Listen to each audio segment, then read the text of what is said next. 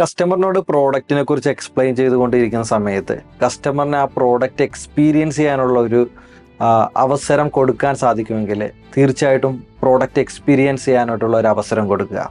നിങ്ങളിപ്പോൾ ഒരു luxury car cell ചെയ്യുന്ന ഒരു സെയിൽസ്മാൻ ആണെങ്കിൽ ഇത് ലോകത്തിലെ ഏറ്റവും മികച്ച ലക്ഷറി കാറാണിത് എന്നൊക്കെ പറഞ്ഞുകൊണ്ടിരിക്കുന്നു.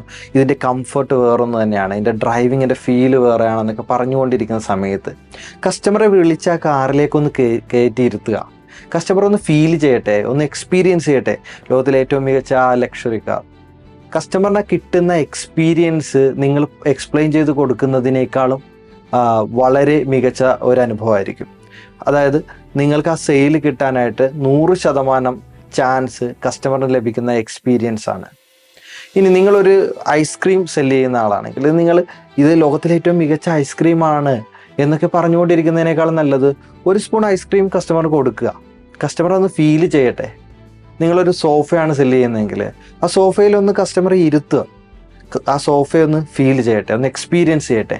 ഇങ്ങനെയുള്ള നമ്മൾ കൊടുക്കുന്ന എക്സ്പീരിയൻസുകളാണ് നമ്മൾ ആ പ്രോഡക്റ്റിനെ കുറിച്ച് നമ്മൾ പറഞ്ഞു കൊടുക്കുന്നതിനേക്കാളും എഫക്റ്റീവ് ആകുക. ആ സെയിൽ ലഭിക്കാനായിട്ട് ഏറ്റവും അധികം ഹെൽപ്ഫുൾ ആകുന്നത് കസ്റ്റമറിൽ ലഭിക്കുന്ന ആ ഫീൽ, ആ എക്സ്പീരിയൻസ് ആണ്. അതുകൊണ്ട് തന്നെ നിങ്ങളുടെ പ്രോഡക്റ്റോ സർവീസോ എന്തുവാകട്ടെ അതിൽ കസ്റ്റമറിന് ഒരു എക്സ്പീരിയൻസ് കൊടുക്കാൻ സാധിക്കുന്ന ഒരു ഭാഗം നിങ്ങൾ മാറ്റിവെക്കുക.